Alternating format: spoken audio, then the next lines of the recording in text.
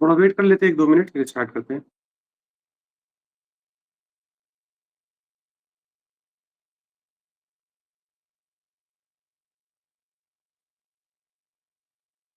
आज हम लोग इसके बारे में पढ़ेंगे जो कॉन्स्टिट्यूशनल डेवलपमेंट हुआ है 1909 तक समझ लेते हैं उसको।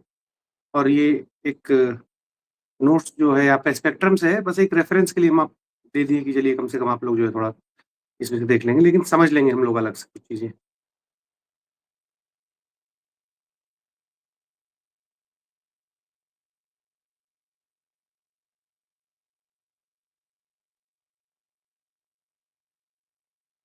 जैसे इसका एक बैकग्राउंड अगर दिया जाए कि कैसे ये लोग जो है क्यों ये लॉ वगैरह जो पास हुआ है, इसका क्या बैकग्राउंड है, मतलब ज़रूरत क्या थी? जैसा हम लोग पहले भी डिस्कस किए कि जब भी कंपनी जब एक बनी, अब आप सोचिए कि अचानक से मान लीजिए अडानी अडानी गया बांग्लादेश, वहाँ पे पावर प्लांट लगाने, वहाँ ट्रेड करने। हुआ क्या कि धीरे-धीरे अडानी जो है, वो पावर प्लांट लगा करके फिर ट्रेड करते-करते धीरे-धीरे कोई बांग्लादेश का एक एरिया कैप्चर कर लिया। करते-करते लगभग पूरा बांग्लादेश उसके कब्ज़े में आ गया। अब अडानी बांग्लादेश का सारा रिसोर्स अपने लिए यूज़ कर रहा है, अपनी कंपनी के लिए, अपनी फैक्ट्री के लिए, अपने वर्कर के लिए, सबके। तो वहाँ से पैसा भर-भर के पैसा ला रहा है। तो यहाँ पे जो लोग हैं, अंबानी हैं, टाटा हैं, ये लोग गुस्साएँगे ना इस बात पे, "अरे भाई, जो तुम पैसा ला रहे हो उसमें हमें भी वहाँ जाने दो।" लेकिन अब मान लीजिए भारत सरकार बोले नहीं, नहीं, सिर्फ़ अडानी जाएगा वहाँ पे। तो आपको कैसा लग रहा है कि इंडिया में क्या इसके खिलाफ एक मोर्चा उठेगी कि नहीं? लोग बाहर सड़क पे आएँगे, भाई हम भी चाहते हैं इस ट्रेड में भागीदारी लेना, मेरा भी हिस्सा हो इस ट्रेड में। तो ये हुआ क्या कि इसी तरीके से चीज़ें चल रही थी ईस्ट इंडिया कंपनी में। ईस्ट इंडिया कंपनी जो कि एक छोटी-सी कंपनी थी। आप विश्वास नहीं मानेंगे उनके 100 साल तक मतलब 1600 से आप लगभग-लगभग साढ़े 1700 150 साल तक उनके पास सिर्फ 30-35 एम्प्लॉयी थे ब्रिटेन में।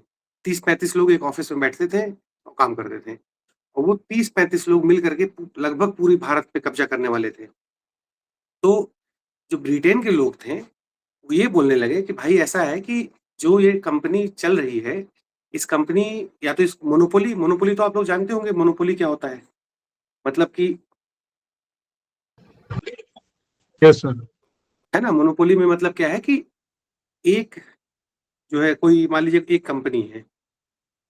अब उस कंपनी वही कंपनी या तो उसको ट्रेड करेगी या तो बनाएगी। जैसे मान लीजिए अगर गवर्नमेंट ऑफ इंडिया का देखा जाए, तो एटॉमिक मिनरल्स जो है, वो सिर्फ़ और सिर्फ़ गवर्नमेंट ऑफ इंडिया का मोनोपोली है। जैसे रेलवे हुआ करता था गवर्नमेंट का मोनोपोली, कि रेलवे से पहले क्या होता था कि रेलवे सिर्फ़ और सिर्फ़ भारत सरकार के द्वारा चलाई जाएगी, वो बनाएगा मतलब सब कुछ इंडियन गवर्नमेंट। तो ऐसे आप जैसे लिबरलाइज़ेशन, प्राइवेटाइज़ेशन, ग्लोबलाइज़ेशन से पहले बहुत चीज़ों में सरकार की मोनोपोली थी। इसलिए ईस्ट इंडिया कंपनी एकाधिकार धीरे-धीरे मेरी हिंदी भी सही सही हो जाएगी आप लोग के साथ।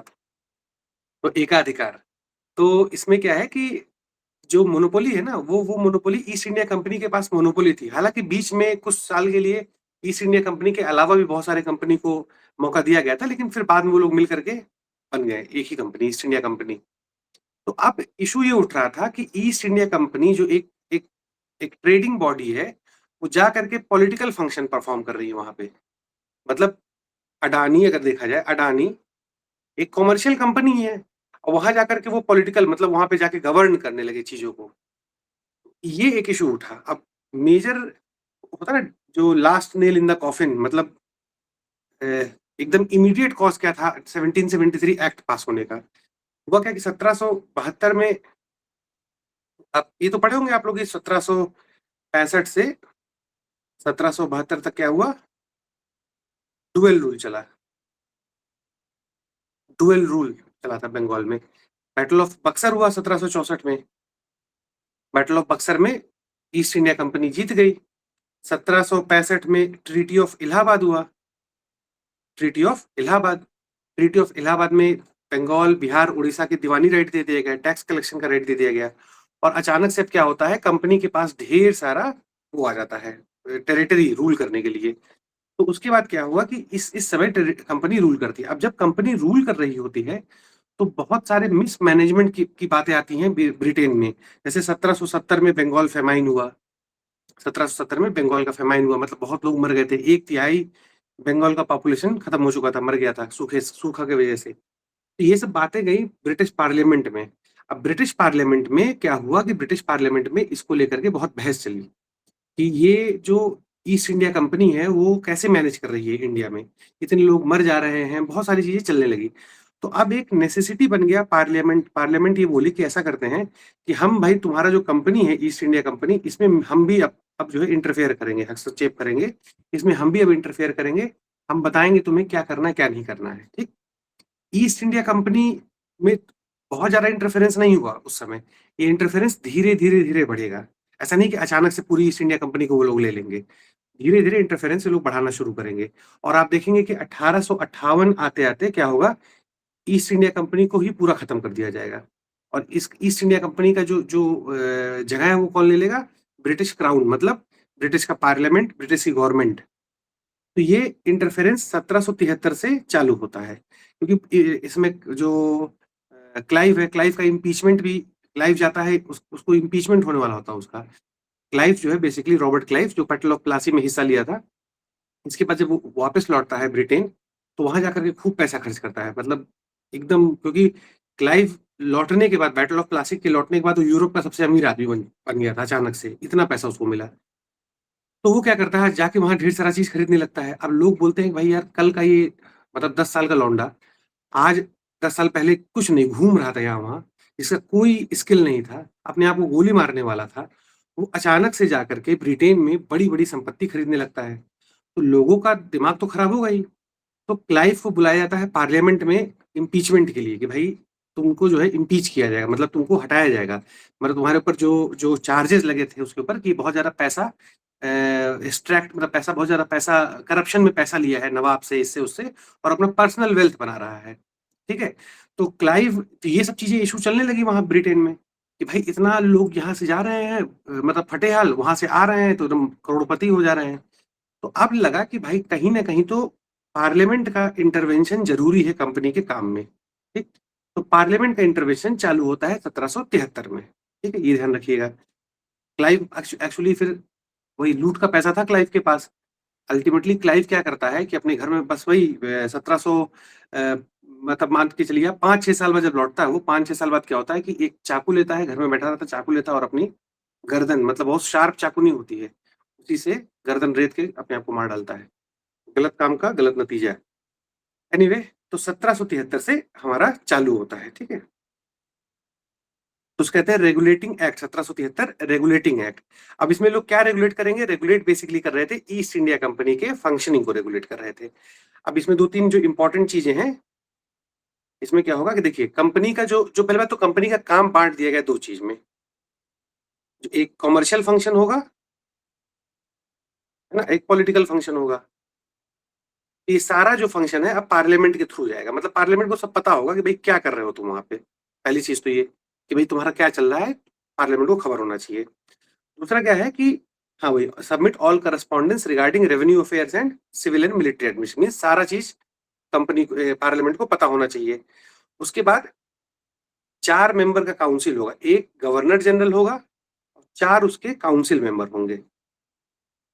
फ्रांसिस, क्लेवरिंग, बोरवेल, बहुत लोग थे, इसमें 4 मेंबर थे, ठीक है।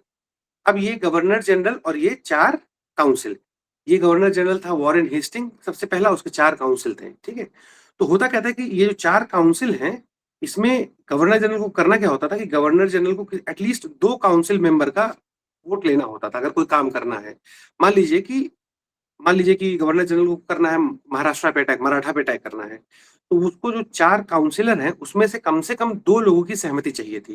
भाई 2 लोग मना कर दिए मान लीजिए, और 2 लोग बोल दिए ठीक है अटैक कर दो, और प्लस एक गवर्नर जनरल चाहता है उस काम को, तो 3-2 के उससे जीत गए ये लोग, तो वो लोग काम करेंगे। बिना इसके वो काम नहीं कर सकता था, मतलब बिना काउंसलर के सहमति से वो कोई काम नहीं कर सकता था, तो 2 काउंसलर चाहिए थे। अब बड़ी मतलब क्या हुआ कि जब 4 काउंसलर ये लोग आए यहाँ पे इंडिया में लैंड किए, तो इनको जो है तोपों की सलामी नहीं दी गई, मतलब मान लीजिए 21 तोप की सलामी देनी देनी थी, 14 तोप की सलामी दी गई, तो ये लोग को बुरा लग गया चारों को। फिर शाम में वॉरेन हेस्टिंग बुलाता है इनको अपने घर कि भाई आओ घर पे खाना पीना खाना।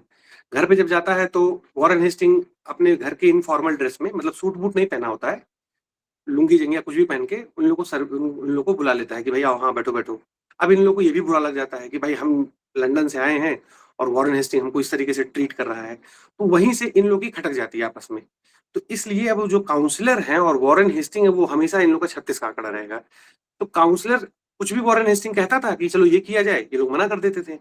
तो अब ये बहुत एक हिसाब से वॉरेन हेस्टिंग के लिए काम करना बहुत मुश्किल हो गया। वॉरेन हेस्टिंग के लिए काम करना मुश्किल हो गया। तो ये प्रॉब्लम इमर्ज हो गई। तो ये प्रॉब्लम आप ध्यान रखिएगा कि ये प्रॉब्लम थी। उसके बाद एक सुप्रीम कोर्ट बनाया गया।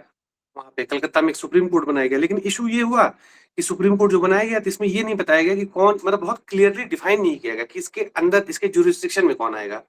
जैसे आज अगर सुप्रीम कोर्ट हमारा है तो सुप्रीम कोर्ट ऑफ इंडिया, तो उसमें आपको क्लियरली पता है कि सुप्रीम कोर्ट ऑफ इंडिया के अंदर सब चीजें आती हैं। ऐसे ही हाई कोर्ट है, तो जैसे दिल्ली का हाई कोर्ट है, तो आपको पता है कि दिल्ली के हाई कोर्ट का जुरिस्डिक्शन क्या है, इलाहाबाद हाई कोर्ट का जुरिस्डिक्शन क्या है ना। तो सुप्रीम कोर्ट बनाया तो गया, लेकिन सुप्रीम कोर्ट का जुरिस्डिक्शन ठीक ठीक से क्लियरिफाई नहीं किया गया, इसके अंदर कौन आएगा। देखिए, या ब्रिटिश आएंगे इसके अंदर, या इंडियन भी इसके अंदर आएंगे। कौन से इंडियन आएंगे?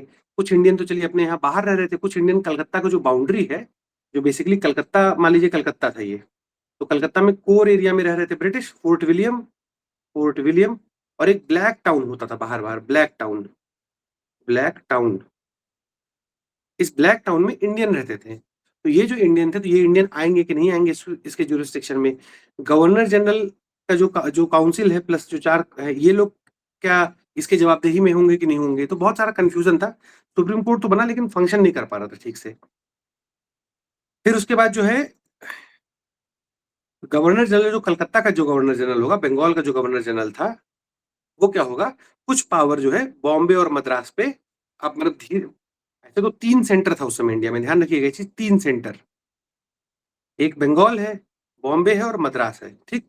अब बंगाल, ये लोग क्योंकि बंगाल सबसे रिच प्रोविंस था इन लोग का, तो बंगाल इनकी धीरे धीरे राजधानी बन जाएगी।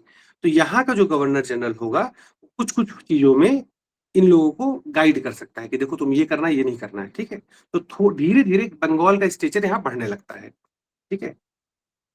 फिर क्या होता है कि 1781 में एक 1781 में एक एक्ट और पास होता है। क्यों? क्योंकि ये जो सुप्रीम कोर्ट था, उस सुप्रीम कोर्ट का जुरिस्डिक्शन कंफ्यूजन में था कि भाई कौन आता है। मान लीजिए कल को ऑर्डर दे दिया सुप्रीम कोर्ट की, जाओ तुम, अब वो बोला तुम्हारे अंडर आते ही नहीं है, तुम कौन होते बोलने वाले। तो सुप्रीम कोर्ट का पर्पज ही नहीं सॉल्व हो पा रहा था। तो हुआ क्या कि 1781 में लोग एक अमेंडमेंट लाए और उसमें एक जुरिस्डिक्शन इसका डिफाइन कर दिए कि सुप्रीम कोर्ट का क्या, उसका जो है जुरिस्डिक्शन रहेगा। जैसे was defined within Calcutta, it was to administer personal law of defender, means Calcutta के अंदर होगा उसका जुरिस्डिक्शन। और जो पर्सनल लॉ, ध्यान रखिएगा, पर्सनल लॉ मतलब क्या होता है, पर्सनल लॉ 2 चीज। अच्छा, आप लोग को सिविल लॉ और क्रिमिनल लॉ का डिफरेंस पता है? Yes sir. पता है ना सबको? सर एक बार डिफाइन जैसे क्या है ना, 2 टाइप का लॉ होता है ना, सिविल लॉ होता है एक, और एक क्रिमिनल, है ना। तो जैसे सिविल लॉ में क्या है, जैसे मान लीजिए कि चलिए सबको लगभग पता है, पर हम रिवाइज कर दे रहे हैं। मान लीजिए सिविल लॉ जैसे हो गया, डिवोर्स हो गया, प्रॉपर्टी रिलेटेड डिस्प्यूट हो गया। तो सिविल केस में क्या होता है, सिविल केस में 1 to 1 डिस्प्यूट होता है, पर्सनल टाइप का। जैसे मान लीजिए कि मेरा जो है डिवोर्स मान लीजिए करना हमको, तो हम, ये मेरा इशू है भाई, हमको डिवोर्स करना है भाई, सोसाइटी को इससे इम्पैक्ट तो हो नहीं रहा है कि हम अकेले रहें, अपनी बीवी के साथ रहें, क्या करें क्या ना करें। तो ये पर्सनल, ये सिविल लॉ हो गया। लेकिन क्रिमिनल केस में क्या होता है कि क्रिमिनल केस में ऐसा एक्ट जो सोसाइटी के कंसाइंस को झकझोर दे, किसी को मार दिया, हत्या कर दी, हाँ तो मार दिए, हत्या कर दिए, मतलब कि अगर किसी को हम मार देते हैं तो ये मेरा पर्सनल इशू नहीं है, ये पूरे सोसाइटी के कंसाइंस को झकझोर देता है, ठीक है। तो आप इसीलिए देखेंगे आप कि क्रिमिनल लॉ में क्या होता है कि अगर मान लीजिए जो जो वो कल्प्रिट है जो मारा है, उसको जो है आप क्या करेंगे कि इसको कल्प्रिट जो रहेगा, और आप मान लीजिए कि लड़ रहे हैं, मान लीजिए विजय, है ना, हम और ये दोनों लोग केस लड़ रहे हैं आपस में। तो अगर मान लीजिए कल को ये हमको भी मार देता है मान लीजिए, तो ऐसा नहीं कि वकील नहीं मिलेगा, तो यहाँ पे क्या होगा कि स्टेट गवर्नमेंट आ जाती है वो केस लड़ने के लिए मेरे बिहाफ पे। क्यों? क्योंकि यहाँ पे जो मर्डरर है वो काम करके पूरे सोसाइटी को इम्पैक्ट किया है। जब पूरे सोसाइटी को इम्पैक्ट कर दिया है, तो यहाँ सरकार का रोल बन जाता है कि उस पूरे सोसाइटी के बिहाफ पे केस लड़े, ठीक है। सिविल लॉ में 2 पार्टी होते हैं, मान लीजिए हम और मेरी वाइफ, अगर डिवोर्स हो रहा है। लेकिन क्रिमिनल लॉ में क्या होगा, एक पार्टी तो जो क्रिमिनल रहेगा वो, और दूसरा पार्टी गवर्नमेंट रहेगी, तो गवर्नमेंट उससे केस लड़ती है। तो इसलिए सिविल लॉ जनरली क्या होता है, पर्सनल होता है, पर्सनल जनरली।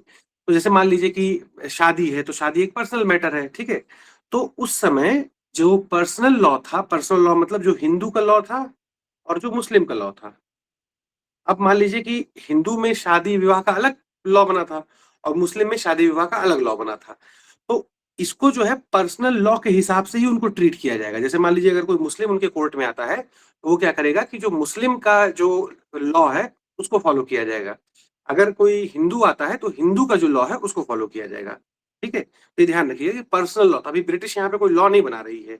जो हमारे यहाँ एग्जिस्टिंग लॉ चल रहा था उसी लॉ को वो लोग, तभी तो आप लोग को हम बोले थे एक लॉ बना था गेंटू लॉ करके। तो लोग हिंदू को ना गेंटू गेंटू बोलते थे, पता नहीं क्यों। तो गेंटू लॉ के लोग बना रहे थे, मतलब कि जो जितनी भी लॉ है इंडिया में उस समय गेंटू लॉ जो चल रहे थे, मतलब जो हिंदुओं के बहुत सारे हमारा स्कूल है ना, जैसे दया भाग एक स्कूल है और एक मिताक्षरा। ध्यान रखिएगा, दया भाग और मिताक्षरा। तो जैसे हमारा जो कमेंट्री मनुस्मृति है, तो स्मृति पे बहुत सारे कमेंट्रीज हैं। तो अल्टीमेटली कुछ भाग में दया भाग चलता था, इंडिया के कुछ हिस्सों में दया भाग चलता था और इंडिया के कुछ हिस्सों में मिताक्षरा लॉ चलता था। तो दोनों अलग अलग थे, ऐसा नहीं कि दोनों का सेम था। जैसे खासकर प्रॉपर्टी रिलेटेड चीजों में दोनों अलग थे। ये एक बार यूपीएससी में क्वेश्चन भी पूछा था दया भाग और मिताक्षरा का। बेसिकली दया भाग में क्या होता था, दया भाग में अगर कोई विधवा है, विडो या विमेन को क्या करता, इसका प्रॉपर्टी राइट जो है, इसको प्रॉपर्टी राइट ज्यादा मिला था, अधिकार। लेकिन मिताक्षरा में प्रॉपर्टी राइट ज्यादा नहीं मिला था, ठीक है। तो क्योंकि स्त्री धन, ध्यान रखिएगा, एंशियंट इंडिया से हमारे जो विमेन है उनको एक धन मिलता है, स्त्री धन। वो स्त्री धन उनका होता है, उस पर किसी और का हिस्सेदारी नहीं होती है, ध्यान रखिएगा। स्त्री धन, स्त्री धन, ये स्त्री धन, ये क्या, अभी हम आपको डाउट लास्ट में ले लेंगे ये सब चीज का, ठीक है। तो ये स्त्री धन जो होता है, ये स्त्री धन क्या होता है इसमें कि ये गुप्ता टाइम से आप देखते आएंगे, धीरे धीरे क्या होता है स्त्री धन का स्कोप बढ़ते जाता है। मतलब पहले स्त्री धन होता था कि जो औरत अपने यहाँ से ले आएगी वो जो जो एक चल संपत्ति, एक अचल संपत्ति होती है, मूवेबल और इमूवेबल। अब जमीन वगैरह इमूवेबल प्रॉपर्टी है, तो ये स्त्री धन मूवेबल प्रॉपर्टी का था। मतलब जो भी ज्वेलरी और पैसा वैसा ला रही है इसका अपना था, ठीक है। तो अल्टीमेटली दया भाग क्या करने लगा, विज्ञानेश्वर का था दयाभाग। दयाभाग क्या करने लगा कि विडो या विमेन को ज्यादा राइट देने लगा, ज्यादा राइट, ठीक है। इसी कारण आप देखिएगा कि सती बंगाल में बहुत बढ़ गया था, इसी इसी वजह से सती जो है बंगाल में बढ़ गया था। क्यों? क्योंकि देखिएगा बंगाल में क्या हुआ था कि अगर मान लीजिए आप विडो को ज्यादा प्रॉपर्टी दे दे रहे हैं, ठीक है, एक विधवा हुई उसको आप प्रॉपर्टी दे दिए, किसका, हस्बैंड का प्रॉपर्टी दे दिए। अगर आप हस्बैंड का प्रॉपर्टी विडो को दे दे रहे हैं तो विडो के पास हो गया, अचानक से पैसा उसके पास आ गया। अब जो रिश्तेदार थे, जो हस्बैंड मरा है उसके जो रिश्तेदार थे, उनको तो नहीं ये अच्छा लगेगा कि ये वो तो चला गया, ये तो दूसरे घर की थी, पराये घर की थी, अब इसको सारा संपत्ति मिल गया, तो अब कैसे संपत्ति वो लिया जाए। तो एक काम करो, इसको सती कर दो, ये भी मर जाएगी, जब ये मर जाएगी तो प्रॉपर्टी हमारे नाम हो जाएगा। तो बंगाल में दया भाग चलता था। इसकी वजह से क्या हुआ कि प्रॉपर्टी विडोज को ज्यादा मिलने लगी। अब प्रॉपर्टी जब विडो को ज्यादा मिलने लगी, विधवा लोग को, तो विधवा लोग के जो रिश्तेदार थे वो बोले कि अब इनको सती कर दो, इनको मार डालो, मारने लगे। इसी कारण आप देखिएगा कि 17th 18th सेंचुरी में बंगाल में बहुत ज्यादा सती होने लगा था। एक तो ये रीजन, दूसरा रीजन क्या था, उस समय एक वो आप टर्म सुने होंगे, संस्कृताइजेशन। संस्कृताइजेशन एक टर्म है, उसमें क्या होता है ना कि जनरली क्या होता है कि जो लोअर कास्ट के लोग होते हैं वो अपर कास्ट के लोगों को कॉपी करते हैं ताकि अपना स्टेटस बढ़ा सके। जैसे मान लीजिए जनेऊ पहनना, ठीक है, तो जनेऊ अब लोअर कास्ट के लोग भी पहनेंगे इसलिए कि उसको अपर कास्ट में जा सके, तो इसको कहते थे संस्कृताइजेशन। ये सती उस समय क्या हो रहा था कि अपर कास्ट के लोग ज्यादा करते थे, तो लोअर कास्ट के लोग ये दिखाने के लिए कि देखो हम भी अब हम मूव करना चाहते हैं, तो ये लोग भी अपने औरतों को सती करने लगे थे वो। तो दो कारण से क्या हुआ था, सती बहुत ज्यादा बढ़ गया था बंगाल में, इसीलिए राजा राममोहन रॉय वगैरह जो है बहुत एक्टिव हो गए थे। एनीवे, आपको ये समझ में आ गया होगा मेरे ख्याल से, थोड़ा सा ऑफ द टॉपिक था ये, लेकिन जरूरी था आपके लिए जानना, ठीक है। तो देखिए अब क्या होता है ना कि हाँ, सुप्रीम कोर्ट का डिफाइन हो जाता है, ठीक है। अब सुप्रीम कोर्ट के डिफाइन होने के बाद एक एक्ट पास होता है, पिट्स इंडिया एक्ट। अभी ध्यान रखिए कि हमेशा ब्रिटेन में कंपनी को लेकर के अब वो एक उंगली चालू हो गया कि भाई कंपनी ये कर रही है, ये ना करो, वो ना करो। तो कंपनी पे धीरे धीरे शिकंजा का जो है कसता जाएगा इन लोग का, पार्लियामेंट का। अब देखिए 1784 में क्या हुआ, इसको कहते हैं पिट्स इंडिया एक्ट, ठीक है। उसमें पिट जो प्राइम मिनिस्टर था, पिट्स इंडिया एक्ट। इसमें बोर्ड ऑफ कंट्रोल और कोर्ट ऑफ डायरेक्टर दो बनते हैं। बोर्ड ऑफ कंट्रोल और एंड कोर्ट ऑफ डायरेक्टर, दो बॉडी बनाई जाती है। कोर्ट ऑफ डायरेक्टर तो पहले से थे, किसी भी कंपनी में कोर्ट ऑफ डायरेक्टर होते हैं, जो अलग अलग लोग होते हैं, जो कोर्ट ऑफ डायरेक्टर उसको कहते हैं। और एक बोर्ड ऑफ कंट्रोल बनाया गया, बोर्ड ऑफ कंट्रोल और कोर्ट ऑफ डायरेक्टर। अब क्या होगा कि इंडिया में जितनी चीजें हो रही हैं वो बोर्ड ऑफ कंट्रोल और कोर्ट ऑफ डायरेक्टर दोनों देखेंगे। एक हिसाब से ऐसे हो गया था कि बोर्ड ऑफ कंट्रोल थोड़ा ऊपर था, कोर्ट ऑफ डायरेक्टर उसके नीचे आता, और उसके नीचे आता गवर्नर जनरल। ठीक। अभी governor general court of director को एक कोर्ट ऑफ डायरेक्टर कंपनी के रिप्रेजेंटेटिव थे, जो ईस्ट इंडिया कंपनी के लोग हैं, इसमें बैठते थे। और बोर्ड ऑफ कंट्रोल जो था वो पार्लियामेंट का हिसाब से गवर्नमेंट का सोचिए बॉडी था। तो अब होता क्या था, जनरली ये लोग ऐसे तो बराबर में थे, लेकिन कोर्ट ऑफ डायरेक्टर का थोड़ा सा ओहदा नीचे था। अब गवर्नर जनरल क्या करने लगा कि गवर्नर जनरल को ये मालूम पड़ गया कि भाई दो मालिक है मेरे, दो बॉस है। अब गवर्नर जनरल क्या करने लगा, इन दोनों में खेलने लगा। कभी कोर्ट ऑफ डायरेक्टर को कुछ बताता था, कभी बोर्ड ऑफ कंट्रोल को कुछ बताता था।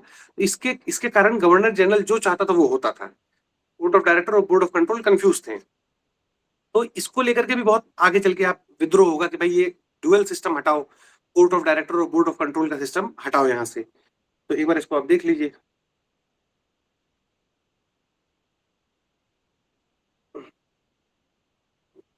हाँ, बोर्ड ऑफ कंट्रोल एक बनाया गया और एक कोर्ट ऑफ डायरेक्टर बनाया जाएगा। पता यहाँ लिखा है कि नहीं लिखा, लेकिन कोर्ट ऑफ डायरेक्टर। ठीक है, तो ये दो बॉडी ध्यान रखिएगा, इंपॉर्टेंट चीज। ठीक है, उसके बाद हाँ एक चीज और कर दिया गया इसमें। देखिए गवर्नर जनरल, आप याद रखिए 1773 में 4 मेंबर थे, 4 मेंबर। तो गवर्नर जनरल को हम लोग बात किए थे कि 2 मेंबर को उसको सपोर्ट चाहिए था। एक जो गवर्नर जनरल है उसको किसी 2 मेंबर का सपोर्ट चाहिए था। जनरली क्या होता था कि ये जो जो होते थे काउंसलर, वो लोग आपस में मिलीजुली के रखते थे और गवर्नर जनरल को सपोर्ट नहीं करते थे। इसके कारण कोई काम हो नहीं पा रहा था। तो क्या हुआ, 1784 में क्या किया कि ये जो 4 लोग थे इसमें इसका हटा करके 3 कर दिया गया। मतलब अब 3 काउंसिल होंगे। तो अब गवर्नर जनरल का कुछ ऐसा ऑफिस हो गया, एक ऑफिस में गवर्नर जनरल बैठेगा, 1 2 3 जो है काउंसिल मेंबर बैठेंगे। तो अब गवर्नर जनरल को सिर्फ एक लोग का सपोर्ट चाहिए था। अगर कोई एक भी सपोर्ट कर देगा उसको तो गवर्नर जनरल अपना काम कर लेगा। अब गवर्नर जनरल के लिए आसानी हो गई ये चीज कि भाई कोई अगर उसको काम करना है तो ऐसा करते हैं, किसी एक को उसको मनाना था। तो ये एक चीज इंपॉर्टेंट हुआ इसमें। हाँ हाँ, 3 मेंबर जो हो गए, ये हो गया। अच्छा, एक बहुत इंपॉर्टेंट चीज क्या हुई, प्रेसिडेंसी बॉम्बे और मद्रास को इसको सबऑर्डिनेट कर दिया गया। मींस अब धीरे धीरे आप ये भी देखिएगा साथ साथ क्या हो रहा है कि बंगाल का स्टेचर बढ़ता जा रहा है। बॉम्बे और मद्रास को सबऑर्डिनेट कर दिया गया, तो यहाँ पे बंगाल का जो स्टेटस है धीरे धीरे आप बढ़ता जाएगा। और आप देखेंगे 1833 आते आते क्या होगा कि बंगाल पूरा का पूरा कंट्रोल में हो, मतलब सबसे बड़ा हो जाएगा बंगाल, मतलब मीन्स सबसे टॉप पे हो जाएगा इंडिया में। ठीक है, फिर 1786 में एक एक्ट पास हुआ। तो इसमें क्या हुआ कि देखिए एक चीज, ये इंपॉर्टेंट चीज, ओवरराइड काउंसिल्स डिसीजन। ठीक है, अब यहाँ पे क्या होता है कि गवर्नर जनरल जो होगा वो अपने काउंसिल जो 3 लोग थे उनके डिसीजन को ओवरराइड कर सकता है। अगर ये लोग मना भी कर रहे हैं किसी चीज को तो ये बोल सकता है कि ठीक है हम करेंगे, लेकिन उसको उसको रिस्पॉन्सिबिलिटी लेनी पड़ेगी खुद की, भाई हम ये मेरी रिस्पॉन्सिबिलिटी जो हम कर रहे हैं। तो इसका एक इंपॉर्टेंट चीज ये हुआ। 1793 के उसमें देख लीजिए, 1793 में फिर 20 साल के लिए चार्टर दे दिया गया। 20 साल के लिए मतलब उनको जो मोनोपोली है बढ़ा दिया गया 20 साल के लिए, कि चलो अगले 20 साल तक ही तुम मोनोपोली तुम्हारी रहेगी। उसके बाद इसमें इंपॉर्टेंट चीज एक दो है, जैसे ये बहुत इंपॉर्टेंट चीज है, ये ध्यान रखिएगा कि जो होम गवर्नमेंट है 1793 से क्या होता है कि जो जितना भी खर्चा है इंडिया में, जो ऑफिशियल्स को देने का खर्चा, जो पेपर का, स्टेपलर का, गोंद का, जितना भी खर्चा है इंडिया को रूल करने का कंपनी का, वो सब कहाँ से जाएगा, इंडिया से जाएगा पैसा। और ये कहाँ कब तक चलता रहेगा, 1919 तक चलता रहेगा ये। तो ये बहुत ही इंपॉर्टेंट एक फैक्ट है कि 1793 में इंपॉर्टेंट चीज एक हुई। फिर देखिए 1793 आते थे ना कि ये 2-3 वॉइस इमर्ज हो रहे थे उसमें ब्रिटेन में। तो एक तो देखिए वॉइस फ्री ट्रेडर, याद रखिएगा फ्री ट्रेडर। दूसरा इवेंजेलिकल। ठीक है, ये दो आप याद रखिए, फ्री ट्रेडर और इवेंजेलिकल। फ्री ट्रेडर क्या थे, जो हमेशा बार बार बोल रहे थे कि ईस्ट इंडिया कंपनी का जो मोनोपोली है उसको हटाओ। तो ये लोग भी धीरे धीरे इनकी आवाज बुलंद हो रही थी। और दूसरे थे इवेंजेलिकल। इवेंजेलिकल जो क्रिश्चियन के को जो फॉलो करते हैं, तो ये लोग चाहते थे कि क्रिश्चियनिटी इंडिया में इंट्रोड्यूस की जाए, क्योंकि इस समय तक क्रिश्चियन मिशनरी बैन थे इंडिया में। उनको अलाउ नहीं किया जा रहा था इंडिया आने के लिए, लेकिन वो लोग आते थे, ऐसा नहीं है कि वो लोग आते नहीं थे। वो लोग आते थे तो पोर्टुगीज की फैक्ट्री में रहते थे, फ्रेंच की फैक्ट्री में रहते थे और वहां से वो लोग चालू करते थे। तो ऐसा नहीं है कि जैसे ड्रिंक वाटर बेथुन, ये लोग क्या थे, ये लोग आते थे और स्कूल्स वगैरह भी खोलते थे यहाँ पे। तो नहीं, क्रिश्चियन स्कूल होता है तो क्रिश्चियन स्कूल खोलते थे ये लोग पहले से ही। तो ये दोनों बैन थे। अब धीरे धीरे प्रेशर पड़ने लगा गवर्नमेंट पे कि क्या किया जाए, कि ये फ्री ट्रेडर्स और इवेंजेलिकल बार बार प्रेशर देते थे। इवन एक चार्ल्स ग्रांट नाम का एक आदमी था, वो इवेंजेलिकल था और फ्री ट्रेडर को भी सपोर्ट करता था। ये बन जाता है एक बार वो बोर्ड ऑफ कंट्रोल का डायरेक्टर। तो क्या होता है फिर, तब चीजें अब चेंज होने लगेंगी। तो देखिए कैसे। हाँ, कंपनी का मोनोपोली खत्म हो गया भारत में। देखिए अब इसी प्रेशर की वजह से क्या होता है कि कंपनी का मोनोपोली, चाइना के साथ जो मोनोपोली रहेगा वो, और टी में मोनोपोली, दो छोड़ करके कंपनी का मोनोपोली खत्म। मतलब क्या होता है इसको समझते हैं।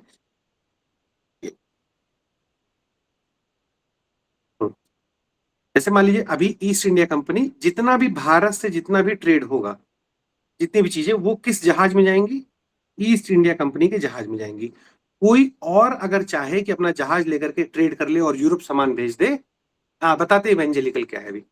अगर कोई और चाहे कि एक बोट में अपना सामान लेकर के भेज दे, तो वो पॉसिबल नहीं था। वो हर सारा सामान जो है ईस्ट इंडिया कंपनी की ही बोट में जाएगा, और यानी कि इंग्लैंड में जितना माल पहुंचता है भारत का, वो सब किसके द्वारा पहुंचता है, ईस्ट इंडिया कंपनी के द्वारा। ये होता था मोनोपोली। वहां पे बार बार इसका प्रेशर दिया जा रहा था कि और लोगों को अलाउ किया जाए ट्रेड करने के लिए। ध्यान रखिएगा, ये तो ऑफिशियल चैनल, कुछ फ्री लोडर्स भी होते थे। जैसे जो कंपनी के, मान लीजिए वॉरेन हेस्टिंग है, तो वॉरेन हेस्टिंग का क्या एक रोल था, गवर्नर जनरल था वो वॉरेन हेस्टिंग। दूसरा रोल था कि वो एक इंसान भी तो था, पर्सन था एक। अब ये क्या करता था कि गवर्नर जनरल के होने के कारण ये सारा ट्रेड, मान लीजिए ट्रेड जा रहा है, लेकिन ये पर्सनली भी ये लोग ट्रेड करते थे अपना खुद का। तो अब इनको कौन रोकेगा, इनको कोई नहीं रोकता था। चलो मान लीजिए एक जहाज में लोग सामान भरे, तो मान लीजिए इतना सामान लाद दिए, कंपनी का है, ये सारा ईस्ट इंडिया कंपनी का सामान है, और छोटा थोड़ा सामान अपना लाद दिए इसी में, वॉरेन हेस्टिंग का, ये भी जाके बेचा है वहां पे। तो इससे क्या होगा, फायदा उनका होता था बहुत। यहाँ पे मान लीजिए 10 रुपए का खरीद रहे हैं, वहां जाके 100 रुपए का बेच रहे हैं ये लोग। तो ये फायदा ये लोग लेते थे। इसको भी इसके लिए भी क्या करते थे वो लोग, अपोज करते थे। कंपनी इसको अपोज कर रही थी, लेकिन अब कंपनी कितना रोक पाएगी, नहीं पूरा रोक नहीं पाती थी। तो ये जो फ्री ट्रेडर्स थे, तो ये चीज बुरा लगता था वहां ब्रिटेन में। अब ब्रिटेन में क्या होने लगा कि इसके खिलाफ वो जाने लगा कि भाई बंद करो इसको, ये मोनोपोली बंद करो। तो अब होता क्या है, ये मोनोपोली, ये लोग बोलते हैं कि ठीक है अब मोनोपोली नहीं रहेगा, लेकिन दो केसेस में रहेगा। एक तो चीन से जितना सामान जाएगा वो ईस्ट इंडिया कंपनी ले जाएगी, यहाँ पे कोई और काम नहीं कर सकता चीन से।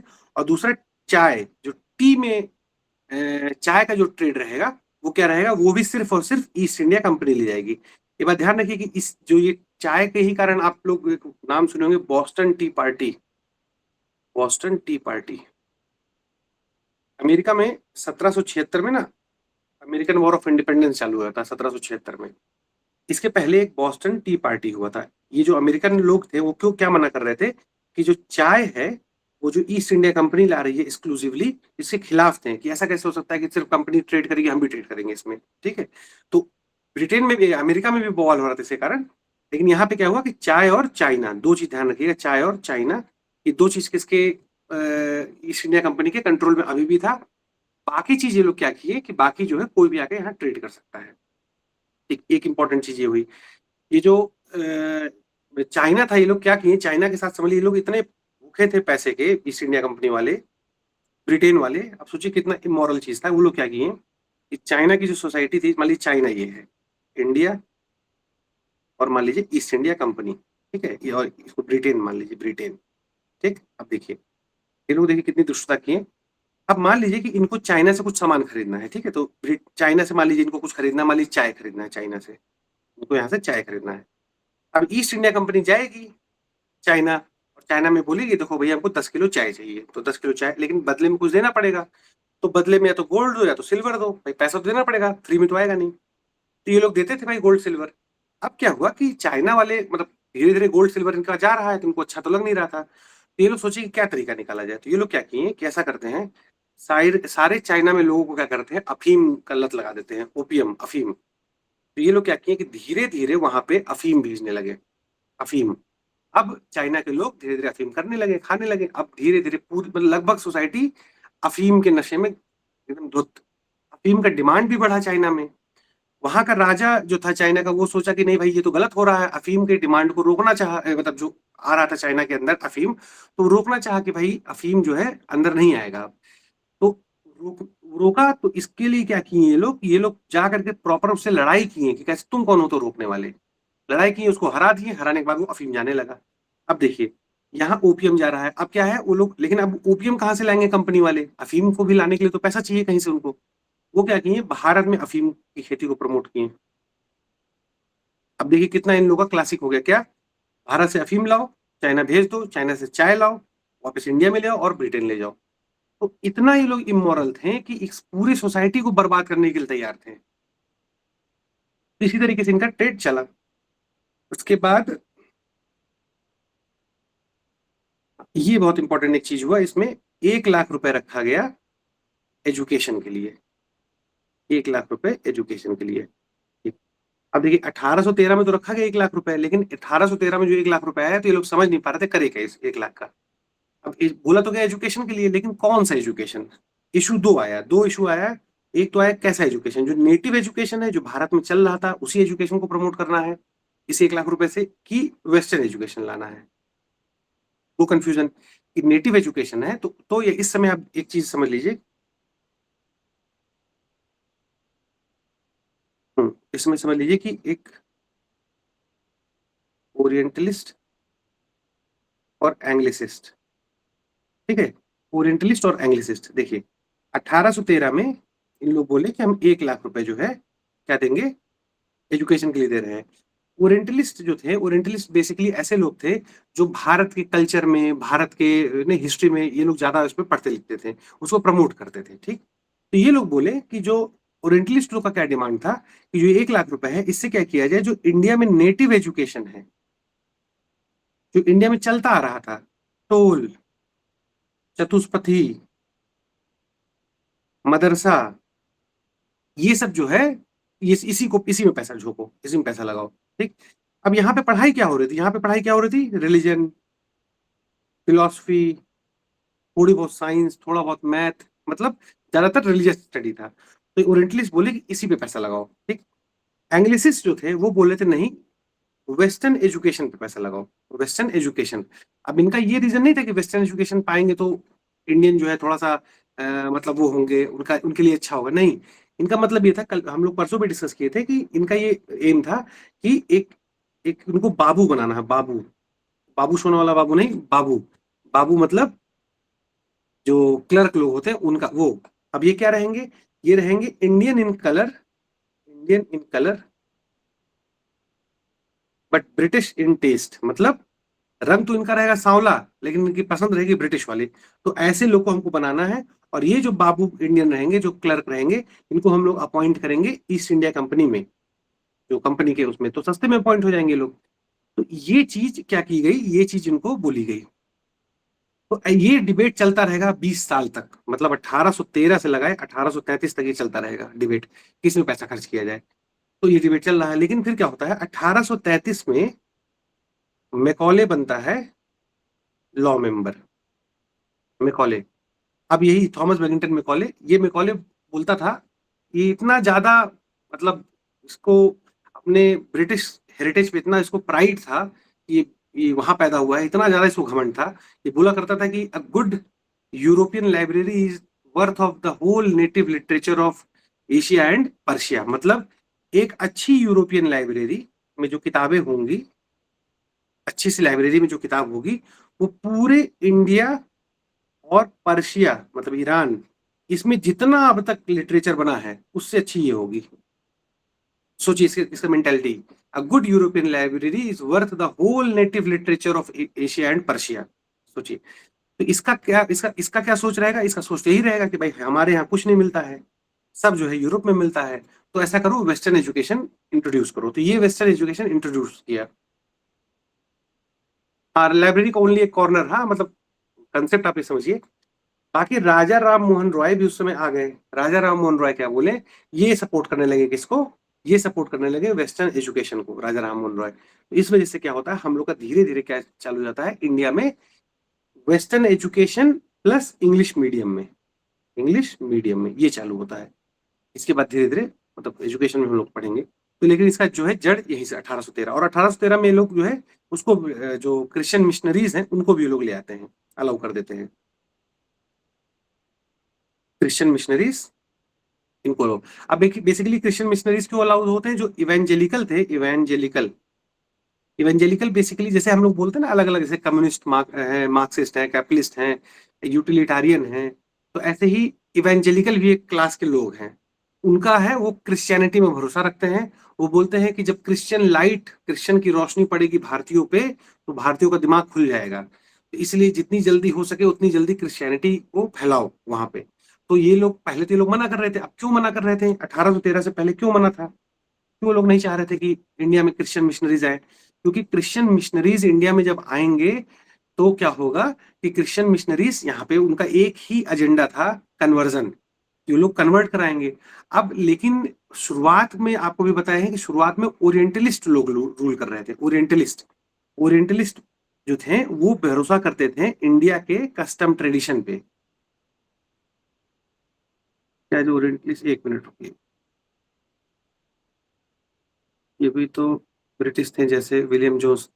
हाँ, वही तो आपको समझा रहे, जो ओरिएंटलिस्ट थे ये भरोसा करते थे इंडिया के कस्टम एंड ट्रेडिशन पे। जैसे वॉरेन हेस्टिंग बोला करता था कि we have to learn the idiom and phrases of the British, मतलब हम लोग इंडियन, हम लोग को भारत के हिसाब से भारतीयों को रूल करना पड़ेगा, तभी हम लोग अच्छे से रूल कर पाएंगे। तो अगर मान लीजिए क्रिश्चियन मिशनरीज पहले आ जाते तो क्या होता है, ये लोग जान रहे थे कन्वर्जन कराएंगे तो यहाँ का सोशल डिस्टर्बेंस होगा, लोग रेजिस्ट करेंगे, क्योंकि वो लोग इतना देख लिए थे कि इंडियन अपने रिलीजन से बहुत ज्यादा अटैच रहते हैं, रिलीजन से बहुत ज्यादा अटैच रहते हैं।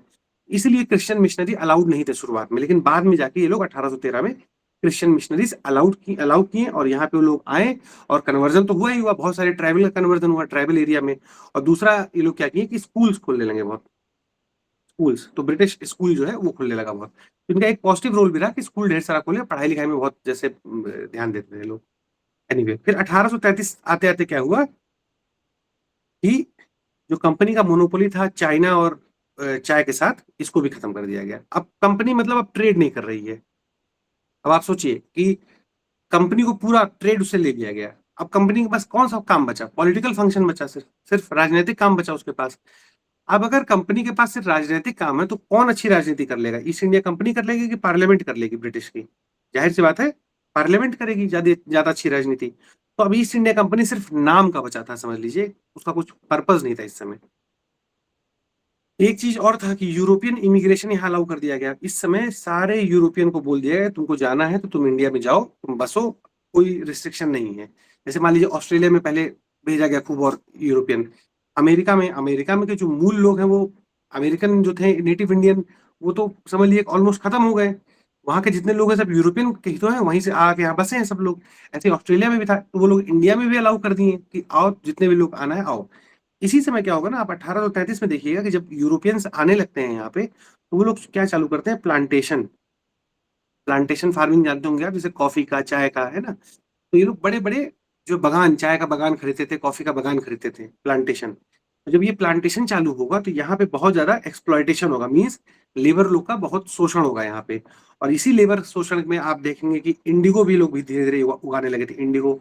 और यही इंडिगो, बाद में आपको इंडिगो 1859 में इंडिगो रेबिलियन वगैरह होगा, तो उसको हम लोग देखेंगे। लेकिन ये ध्यान रखिए, यूरोपियंस ये लोग अलाउ किए, और इस यूरोपियंस के कारण प्लांटेशन एग्रीकल्चर में ये लोग इन्वेस्ट करने लगे, खूब पैसा उसमें इन्वेस्ट करते थे ये लोग। उसके बाद आगे तो चीजें से कुछ समझाने वाले इसमें नहीं है।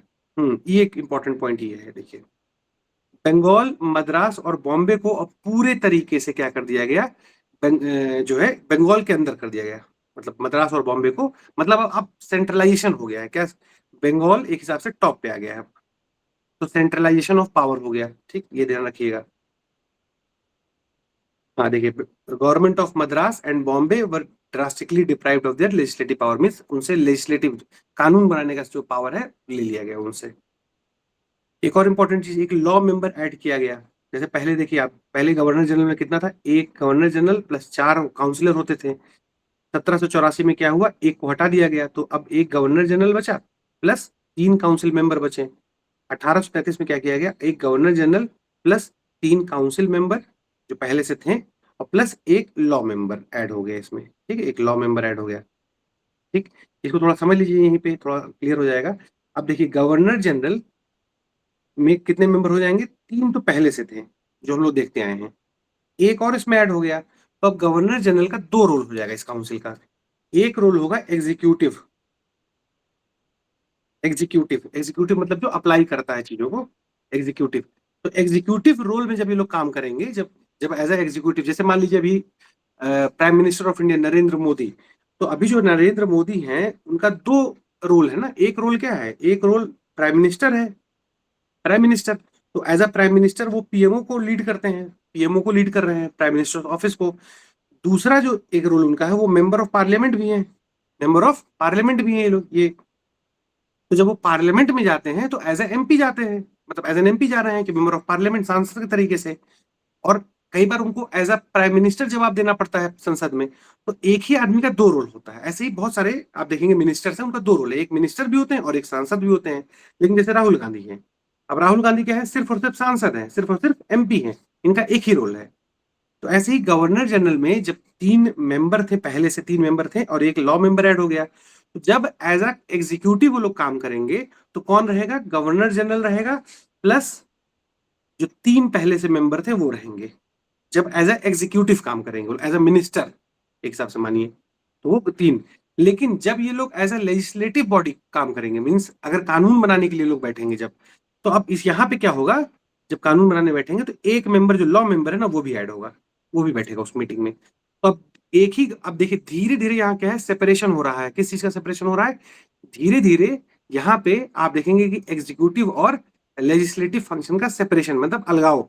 तो कैसे हो रहा है इसमें कि गवर्नर जनरल ही 2 तरीके से बैठेगा, जब वो एग्जीक्यूटिव फंक्शन करेगा तो गवर्नर जनरल प्लस उसके 3 मेंबर रहेंगे, लेकिन जब वो लेजिस्लेटिव फंक्शन करेगा, कानून बनाएगा, तो गवर्नर जनरल 3 मेंबर प्लस एक लॉ मेंबर जो ऐड हुआ है। ऐसे ही 1793 में क्या किए थे ये लोग, 1793 वाले एक्ट में ये लोग क्या किए थे कि एक बोले थे कि जो सुप्रीम कोर्ट रहेगा वो क्या करेगा, सुप्रीम कोर्ट जो एक रूल बनाया जाएगा, रूल मतलब कोड, और उस कोड में क्या होगा, सब लिखा रहेगा, क्या कैसे रूल, लॉ टाइप का रहेगा, लॉ। अब सुप्रीम कोर्ट क्या करेगा, वो जो लॉ लिखा रहेगा, जो कानून जो कोड है, उसी कोड को पढ़ करके अपना डिसीजन सुनाएगा। ऐसा नहीं कि उसका मन कर रहा है चलो आज इसको फांसी दे देते हैं, ऐसा नहीं। जैसे आज इंडिया में एक आप लोग पढ़े होंगे, वो जानते होंगे, rarest of the rare case, rarest of the rare, पता है कि नहीं आप लोग को ये rarest of the rare? Yes sir, capital है पनिशमेंट ना? के जो था। हाँ, कैपिटल पनिशमेंट जब देना होता है तो रेयरेस्ट ऑफ द रेयर, मतलब जब बहुत ही कुछ ऐसा हो जाए, ये कौन डिसाइड करेगा रेयरेस्ट ऑफ द रेयर है? तो है नहीं किसका कोई कानून लिखा हुआ है कि अगर ये हो गया तो रेयरेस्ट ऑफ द रेयर हो गया, अगर गर्दन रेत के मारा तो रेयरेस्ट ऑफ द रेयर हुआ, ये तो होता नहीं है। तो ये rarest of the rare case जो है, ये बेसिकली जज सेंट्रिक है, जज सेंट्रिक, मतलब जज जैसा चाहेगा। हम मान लीजिए हम एक जज हैं, तो हमको लगा कि भाई ये रेयरेस्ट ऑफ द रेयर ऐसा तो नहीं होना चाहिए था, तो वो बोल देगा रेयरेस्ट ऑफ द रेयर। मान लीजिए आप जज हैं, तो वो आप बोलेंगे कि नहीं नहीं ये रेयरेस्ट ऑफ द रेयर नहीं है, ये तो आम घटनाएं होती रहती है, तो इसलिए जज सेंट्रिक है। तो इसको हटाने के लिए लोग क्या किए थे कि एक कोड 1793 में ले आए थे, तो उसी समय से धीरे धीरे कहीं ना कहीं एक एक रूल और कोड बनना शुरू हो गया था। लेकिन 1833 आते आते क्या हुआ कि कहीं आप देखेंगे थोड़ा सा अलगाव होने लगा एग्जीक्यूटिव और लेजिस्लेटिव फंक्शन में, लेकिन अभी भी सारा कंट्रोल तो इसी के हाथ में था, सारा कंट्रोल। लेकिन यहीं से हम लोग देखेंगे सेपरेशन। फिर एक चीज और की गई कि स्लेवरी को हटाने की बात की गई कि स्लेवरी जो है हटा दिया जाएगा, और 1843 में स्लेवरी अबॉलिश कर दिया गया था, तो ये एक फैक्ट है, देख लीजिएगा। फिर 1853 का एक्ट आता है। अब 1853 के एक्ट में क्या हुआ कि कोर्ट ऑफ डायरेक्टर जो 24 थे पहले, कोर्ट ऑफ डायरेक्टर, आप पिट्स इंडिया एक्ट में 1784 में हम लोग पढ़े थे कि कोर्ट ऑफ डायरेक्टर थे और बोर्ड ऑफ कंट्रोल थे। तो कोर्ट ऑफ डायरेक्टर का नंबर था 24 लोग थे कोर्ट ऑफ डायरेक्टर, ठीक है। तो ये जो 24 लोग थे कोर्ट ऑफ डायरेक्टर, ये इनमें क्या किया गया कि इनका नंबर घटा करके कितना कर दिया गया, 18 18 कर दिया गया। और इस 18 में भी 6 जो है वो कौन अपॉइंट करेगा, पार्लियामेंट या क्राउन, मतलब सरकार अपॉइंट करेगी 6 लोग को। तो धीरे धीरे देखिए आपकी कंपनी के एग्जिस्टेंस को एकदम खत्म कर दिया जा रहा है, कि जहां भी कंपनी का कोई रोल होता था वहां उसको हटा दिया जाता था। तो 24 से 18 हो गया, एक ये चीज था। फिर उसके बाद हाँ, लॉ मेंबर जो था, जो पहले हम लोग देखे थे कि गवर्नर जनरल प्लस 3 लोग तो पहले से थे और एक लॉ मेंबर अलग से हुआ था। यहाँ पे क्या कर दिया गया, इस लॉ मेंबर को, अब ये लॉ मेंबर पहले कैसे बैठता था, जब लेजिस्लेटिव काम होगा, जब कोई कानून बनाना होगा तब ये लॉ मेंबर आता था। लेकिन अब क्या किया गया, इस लॉ मेंबर को परमानेंट मेंबर बना दिया गया। तो अब गवर्नर जनरल के पास कितना हो गया, governor general plus 3 member plus एक लॉ मेंबर हो गया। तो मतलब कितना टोटल हो गया इसका मेंबरशिप, 3 1 4 1 5 मेंबरशिप हो गया। इसी एक्ट में 1853 के ही एक्ट में क्या हुआ कि एक कमांडर इन चीफ को भी ऐड कर दिया गया। ये ध्यान रखिएगा, कमांडर इन चीफ मतलब अब क्या हो गया, कितने टोटल मेंबर हो गए, 6 लोग हो गए, ठीक, कमांडर इन चीफ। अब ये जो 6 लोग हैं, जब एग्जीक्यूटिव काम होगा तो ये 6 लोग बैठेंगे। अब एग्जीक्यूटिव काम में ये 6 लोग बैठेंगे और ये 6 लोग बताएंगे क्या करना है, कैसे करना है। इसके बाद क्या हुआ, 6 और मेंबर ऐड किए गए। इसी 1853 में 6 अलग से मेंबर ऐड किए गए।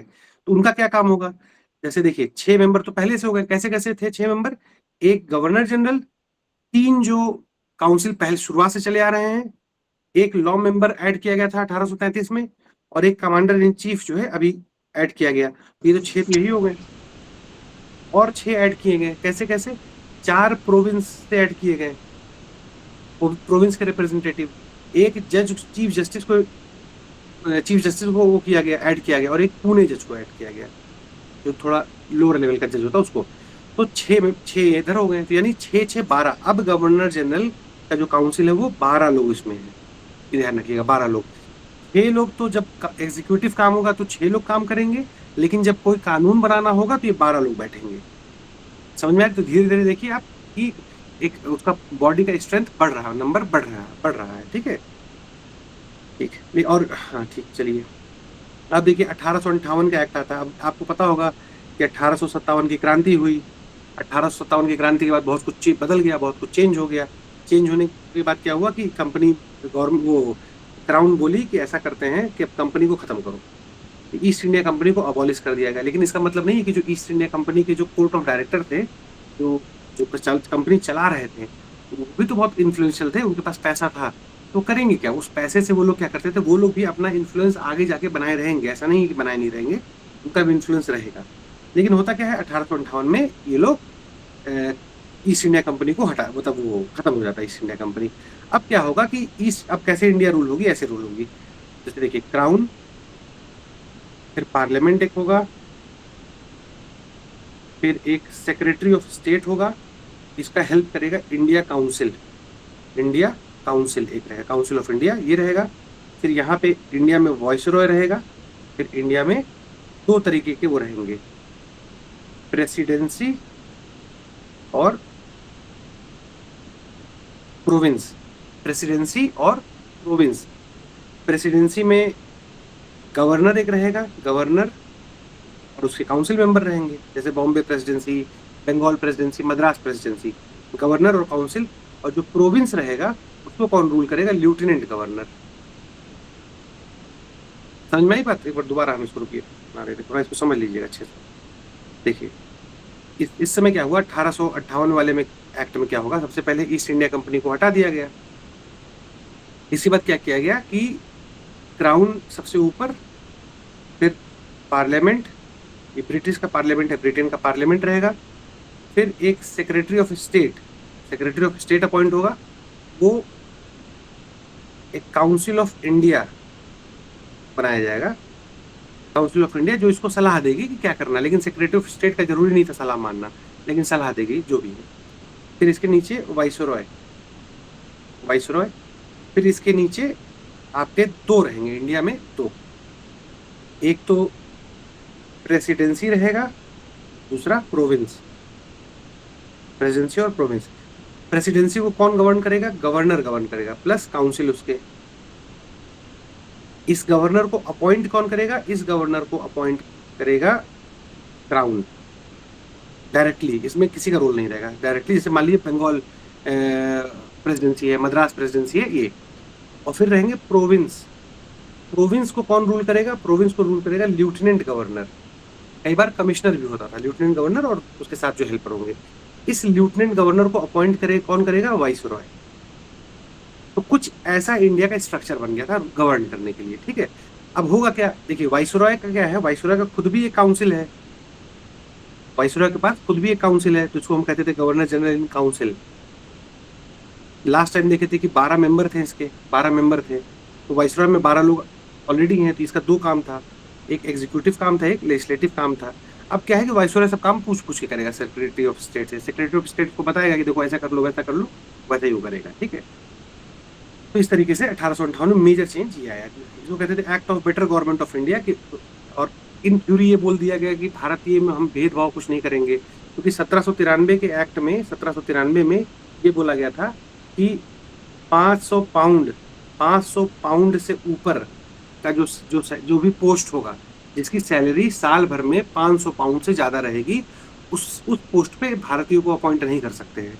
मतलब क्या है कि किसी पोस्ट पे मान लीजिए कि कोई ऐसा पोस्ट है जिसकी तनख्वाह है 750 पाउंड, 750 पाउंड, तो यहाँ पे इंडियंस अपॉइंट नहीं हो सकते। उनका कैप था कितना, ऊपर लिमिट, अपर लिमिट था 500 पाउंड, इसके नीचे ही सब इंडियन रहेंगे, इसके ऊपर कोई नहीं जा सकता, चाहे आप कितना भी मेहनत कर ले, कितना भी आप इंटेलिजेंट हो, स्मार्ट हो, इससे कोई मतलब नहीं था। तो यहाँ पे 1858 में क्या किया गया, ये बोला गया कि देखो ऐसा है, इन थ्योरी ये बोला गया कि सबको जो है कोई भेदभाव नहीं करेंगे, सबको अपॉइंट करेंगे, और ये इंडियंस जो है ऊपर भी अपॉइंट हो सकते हैं, ऐसा ऐसा बोला गया था।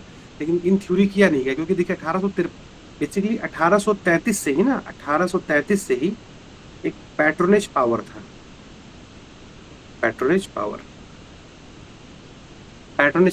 पावर बेसिकली क्या होता था, कोर्ट ऑफ डायरेक्टर जो थे कंपनी के, जो मोटे मोटे कोर्ट ऑफ डायरेक्टर थे, वो क्या करते थे, यहाँ जो इंडिया में सिविल सर्वेंट्स थे, सिविल सर्वेंट्स जैसे आज जो ISPCS जो लोग तैयारी कर रहे हैं, उस समय तो ऐसे अपॉइंट होते थे, तो ये सिविल सर्वेंट्स जो थे कोर्ट ऑफ डायरेक्टर, अब इनको डायरेक्टली अपॉइंट कर देते थे। अब देखिए कोर्ट ऑफ डायरेक्टर, अब सबको पता था कि सिविल सर्वेंट जो बनेगा, इंडिया जो आएगा, 5 साल कमा करके लाल होकर के जाएगा ब्रिटेन वापस। जैसे दुबई लोग जाते हैं ना, दुबई जाओ पैसा कमा के आओ, यहाँ बड़ा घर बनवा लो गाँव में, तो वहां भी था कि 5 साल के लिए भारत जाओ, मतलब कि तुम कैसे भी किसी तरीके से 5 साल काट लो। ये कोर्ट ऑफ डायरेक्टर क्या करते थे कि अपॉइंट करते थे सिविल सर्वेंट्स को, जिनका जो भी उनको, जिसका मतलब किसी को अपॉइंट कर देंगे, कोई क्वालिफिकेशन नहीं, जो कभी इंडिया का आई भी नहीं जानता होगा, जो हिंदी का एच भी नहीं जानता होगा, वो भी अपॉइंट हो जाता था कोर्ट ऑफ डायरेक्टर, नहीं सिविल सर्वेंट। फिर धीरे धीरे क्या होने लगा, ये कोर्ट ऑफ डायरेक्टर पैसा लेने लगे कि तुम इतना करोड़ रुपए दो, इतना लाख रुपए दो, तो तुमको वहां पे वो कलेक्टर बना देंगे, ये कर देंगे, वो कर देंगे। तो एक हिसाब से बिकने लगा, करप्शन होने लगा। तो लोग जो है धीरे धीरे ब्रिटेन के लोग ये अपोज करने लगे कि भाई ये इसके लिए कंपटीशन होना चाहिए, एक कंपटीशन रखो, मतलब नहीं एग्जाम रखो इसके लिए। तो 1833 में क्या ये अलाउ भी किया गया कि 1833 में कि चलो एक कंपटीशन रखा जाएगा, लेकिन 1834 में इसको फिर बदल दिया गया, वापस ले लिया गया उस डिसीजन को, क्योंकि भाई कंपनी के पास भी तो पावर था, कंपनी के पास भी तो रसूख था, गवर्नमेंट पे उसके लोग पर्चे के थे, तो जाके प्रेशर बनाए, 1834 में वापस ले लिया गया। 1853 में क्या किया गया कि कंपटीशन, एक लिमिटेड कंपटीशन चालू किया गया, लिमिटेड कंपटीशन, जैसे कि कुछ ये लोग, मान लीजिए ये लोग 20 लोगों को बोले कि कोर्ट ऑफ डायरेक्टर बोले 20 लोग को हमको बनाना है सिविल सर्वेंट, तो उस 20 में से 10 लोग को कोर्ट ऑफ डायरेक्टर सेलेक्ट कर लेगा, 10 लोग को कोर्ट ऑफ डायरेक्टर सेलेक्ट करेगा, सबको नहीं। तो एक हिसाब से एक लिमिटेड वो हो गया, आपस में इन लोग का एग्जाम होगा, ये सब किया जाने लगा। लेकिन 1858 आते आते ये ओपन कंपटीशन कर दिया गया कि नहीं, ये सब कोई भी बैठ के इसको दे सकता है, ठीक है। तो इस तरीके की चीजें हुई, ठीक, तो ये ध्यान रखिएगा, ये एक इम्पोर्टेंट। फिर लोग 1858 का एक्ट था ना, वो बेसिकली जो चेंजेस किया था, वो चेंजेस ब्रिटेन में किया था, ब्रिटेन में सेक्रेटरी ऑफ स्टेट बना, ब्रिटेन में कंपनी अबॉलिश हुआ ब्रिटेन में। इंडिया में जो चेंज आया वो 1861 के एक्ट से आया, इंडिया में जो चेंज आता है वो 1861 के एक्ट से। इसमें क्या हुआ कि कुछ नॉन ऑफिशियल मेंबर अपॉइंट किए गए, नॉन ऑफिशियल मेंबर। जो गवर्नर जनरल का जो काउंसिल था, उसमें आप देखे थे 12 लोग अगर थे, तो 12 लोग ऑफिशियल थे, कोई जज था, तो कोई कमांडर इन चीफ था, तो कुछ था, ये था। इसके बाद इस समय 1861 में क्या किया गया, नॉन ऑफिशियल कुछ बाहरी लोग को भी अपॉइंट किया गया, ठीक है। इलेक्शन नहीं, अपॉइंट किया जाता था, तो जिसका वाइसरॉय को जिसका मन करेगा उसको अपॉइंट कर देगा, ठीक। तो ध्यान रखिएगा कि नॉन ऑफिशियल मेंबर अपॉइंट किए गए, इसमें लगभग 6 से 10 लोग को बोला गया कि इसमें जो है अपॉइंट किया जाएगा नॉन ऑफिशियल। ऐसा उसमें कुछ नहीं लिखा था कि भारतीय ही अपॉइंट होंगे, लेकिन जो वाइसरॉय लोग क्या करने लगे कि जो इंडिया में राजा महाराजा थे, ये सब, उनको ये लोग अपॉइंट करने लगे नाम के लिए कि भाई चलो ये भी इसके मेंबर है। तो ये ध्यान रखिएगा, नॉन ऑफिशियल मेंबर धीरे धीरे इंट्रोड्यूस हुए। फिर कैनिंग क्या करता है, एक पोर्टफोलियो सिस्टम ले आता है। पोर्टफोलियो सिस्टम बेसिकली जैसे आज गवर्नमेंट ऑफ इंडिया है, तो गवर्नमेंट ऑफ इंडिया के डिफरेंट काम है, अलग अलग काम है, जैसे कोई डिफेंस का काम है, तो कोई पुलिस का काम है, फाइनेंस का काम है, एग्रीकल्चर का काम है, इलेक्ट्रॉनिक का काम ऐसे है। तो हर एक काम के लिए एक मिनिस्टर अपॉइंट होता है। मिनिस्टर, इसी को कहते हैं पोर्टफोलियो सिस्टम। पोर्टफोलियो सिस्टम तो इंडिया में कौन लाया? कैनिंग। कैनिंग लाता है पोर्टफोलियो सिस्टम, ठीक है, लॉर्ड कैनिंग पोर्टफोलियो सिस्टम लाता है। उसके बाद लेजिस्लेटिव पावर जो है बॉम्बे और मद्रास को वापस दे दी गई थी। ये बात ध्यान रखिए, 1833 में हम लोग देखे थे कि बंगाल सबसे ऊपर चला गया था और ये सारा लेजिस्लेटिव पावर बंगाल के हाथ में आ गया था। कानून बनाने का जो भारत में पूरा क्षमता है बंगाल के हाथ में आ गया। लेकिन 1861 में क्या किया गया कि लेजिस्लेटिव पावर जो है वो बॉम्बे और मद्रास को वापस दे दिया गया, कुछ लेजिस्लेटिव पावर। अभी खुद कंसेप्चुअली आप सोचिए कि अगर मान लीजिए पहले बंगाल में था पूरा पावर, ठीक, तो बंगाल में एक काउंसिल था, गवर्नर जनरल काउंसिल, ठीक। अब मद्रास और बॉम्बे को अगर पावर वापस दिया गया है तो यहाँ पे भी काउंसिल होना चाहिए। अब काउंसिल, यहीं से शुरुआत होता है प्रोविंशियल काउंसिल। प्रोविंशियल मतलब स्टेट, प्रोविंशियल काउंसिल का। तो अब दो काउंसिल रहेगा इंडिया में, एक रहेगा सेंट्रल काउंसिल, सेंट्रल काउंसिल, और दूसरा रहेगा प्रोविंशियल काउंसिल। प्रोविंशियल काउंसिल क्यों? क्योंकि अब प्रोविंस को भी पावर दे दिया गया कानून बनाने का, तो ये लोग अब इससे कानून बनाएंगे, और जो सेंट्रल काउंसिल है वो अपना सेंट्रल काउंसिल से कानून बनाएगा। तो एक इंपॉर्टेंट ये चेंज किया गया। और एक, लेकिन इस जैसे सेंट्रल काउंसिल मान लीजिए जो बना है सेंट्रल काउंसिल जो मान लीजिए है, जो जैसे गवर्नर जनरल है प्लस उसमें 12 टोटल मेंबर थे इसके, अब 6 से 10 लोग बाहर ही आ गए। तो ये जो जब ये लोग बैठेंगे कानून बनाने, तो ये 12 लोग प्लस 6 से 10 जितना भी अपॉइंट हुए रहेंगे, ये लोग सब बैठेंगे। लेकिन ये जो नॉन ऑफिशियल मेंबर है, इनका कोई रोल नहीं था, बस समझ लिए बैठे चुपचाप ऐसे देखेंगे, कुछ नहीं कर सकते हैं, बिना वाइसरॉय के अधिकार से बोल भी नहीं सकते हैं। तो बस ये है कि दिखाने को कि भाई हम गए हैं। तो एक दो सवाल वो लोग पूछ सकते थे, लेकिन ऐसा नहीं है कि बहुत ज़्यादा, और ऐसा नहीं कि कुछ नोट डाउन होता था। उस समय जितनी भी मीटिंग होती थी, कुछ लिखा नहीं जाता था। जो ब्रिटिश पार्लियामेंट जिस हिसाब से चल रहा था वही रूल फॉलो किया जाता था यहाँ भी, ठीक है। लेकिन इनके पास कोई ऑफिशियल मतलब कोई ऐसा मेजर पावर नहीं था इनके पास अभी कि ये लोग बोले कि भाई ऐसा तुम क्यों कर रहे हो, क्वेश्चन उठा दें। क्योंकि 1861 में ही क्या किया गया था, जो वाइसरॉय है वो ऑर्डिनेंस का पावर दे दिया गया था। ऑर्डिनेंस, ऑर्डिनेंस आप जानते हैं? Ordinance, yes sir. हाँ, Yes, sir. ऑर्डिनेंस मतलब जो प्रेसिडेंट है ना, जी प्रेसिडेंट सर। प्रोमलगेट करता है ऑर्डिनेंस, तो ऑर्डिनेंस का पावर दे दिया गया। तो ये वाइसरॉय को ऑर्डिनेंस का पावर मिल गया। अब मतलब वाइसरॉय जो चाहे वो कर सकता था। अब ये काउंसिल के कोई लोग कुछ भी करें, वो भोगते रहे कि नहीं नहीं नहीं ये नहीं करना है, वो बोलेगा तुम भाड़ में जाओ, हम ऑर्डिनेंस, तुम सपोर्ट करो या ना करो, ठीक। तो वाइसरॉय का पावर तो बढ़ ही गया था, जाहिर सी बात। लेकिन एक चीज और है कि नॉन ऑफिशियल मेंबर का इंट्रोडक्शन यहाँ से चालू हो गया था, ठीक है। तो अब बाकी लोग कल देख लेंगे। हाँ बताइए। सेंट्रल काउंसिल सर ये लेजिस्लेटिव फंक्शन और एग्जीक्यूटिव फंक्शन दोनों का रोल प्ले करती थी, सेंट्रल काउंसिल जो थी। जो नहीं, सेंट्रल काउंसिल जो थी वो सिर्फ और सिर्फ लेजिस्लेटिव फंक्शन परफॉर्म कर रही थी, कानून बनाने का। वाइसरॉय का हमें वही, जैसे आपको बताया ना कि मोदी है तो दो रोल है, एक प्राइम मिनिस्टर है, एक सांसद। तो ऐसे ही गवर्नर जनरल का जो काउंसिल था उसका भी दो रोल हुआ करता था। एक एग्जीक्यूटिव फंक्शन होता था, मतलब जब वो जो कार्यपालिका वाला जो जो होता है एग्जीक्यूटिव फंक्शन, तो उस जब एग्जीक्यूटिव फंक्शन करने बैठेगा तो 6 लोग बैठेंगे। कौन कौन? एक वाइसरॉय बैठेगा, 3 मेंबर तो पहले से थे, एक लॉ मेंबर को जो परमानेंट कर दिया गया, और एक कमांडर इन चीफ, है ना, 3 2 5 1 6। लेकिन जब कानून बनाने लोग बैठेंगे तो 6 और बैठेंगे, 4 प्रोविंस से आएंगे, प्रोविंशियल लेवल से, राज्य से, और उसमें एक पुणे जज होगा और एक चीफ जस्टिस होगा, तो 6 ये हो गए। अब 12 लोग हो गए, अब प्लस 6 से 10 लोग जो एक्स्ट्रा है वो भी बैठेंगे कानून बनाने। लेकिन असली पावर 12 लोग के बीच में ही है, जो रियल पावर है वो 12 लोग के बीच में ही है। 6 से 10 लोग बस समझ लीजिए नाम के, जैसे किताब वहां रखा रहेगा, टेबल कुर्सी रखा है, वो भी लोग बैठे हुए बस, उनका यही रोल था, और ज्यादा कुछ रोल नहीं था। धीरे धीरे हम लोग देखेंगे कि इनका रोल बढ़ता जाएगा, धीरे धीरे ये लोग सवाल पूछने लगेंगे, धीरे धीरे ये जो 6 से 10 लोग, अभी वाइसरॉय अपने मन से किसी को भी लेते आ रहा है, धीरे धीरे क्या होगा कि इलेक्शन चालू होगा तो लोग हम लोग देखेंगे उसको, ठीक है। तो चलिए आज हम लोग इतना ही करते हैं, कल इसके आगे 1892 के आगे पढ़ेंगे, ठीक है। अब तक कोई डाउट इसमें? No sir. No sir. चलिए इसमें देखिए इसमें कीजिएगा क्या ना, जो ये है इसको पढ़ लीजिएगा, जो जितना आपके स्पेक्ट्रम में लिखा हुआ है ये पढ़ लीजिएगा, और 1-2 पॉइंट जो हम लोग डिस्कस किए हैं कंसेप्चुअली, वो भी उसको थोड़ा-सा रिवाइज़ कर लीजिएगा तो आपको समझ में आ जाएगा कि क्यों ऐसा हुआ, है ना? बेसिकली एक्ट ना बहुत कन्फ्यूज़न हो जाता है, भूल जाते हैं कौन क्या कब कौन किया, किस एक्ट में कौन किया। ये चीज़ क्या है बार-बार पढ़ने से ही आपको वो होगा, क्लैरिटी मिलेगी। जी सर। चलिए तो मेरे ख्याल से इतना आज के लिए काफ़ी है, बताइए? जी सर। ठीक, ठीक। चलिए फिर कल जो है थोड़ा इसके आगे पढ़ते हैं हम लोग, ठीक है? ठीक sir. Okay sir, thank you sir. Okay, thank you. ठीक है सर।